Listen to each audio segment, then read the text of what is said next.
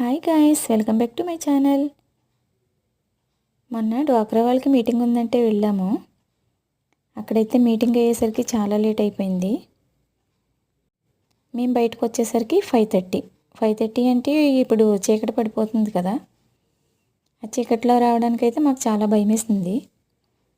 Auto ఎక్కేద్దాం అనుకున్నాం. అందరూ ఒకే మాట మీద ఉండం కదా.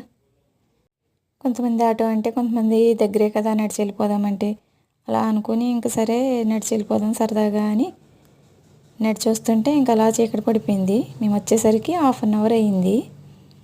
ఈ 1/2 అవర్లో చూడండి ఎంత చీకటి అయిపోయిందో. 6:15 అలా అయిపోయింది మేము ఇంటికి వచ్చేసరికి. దారిలో అయితే నాకు చాలా భయం వేసింది.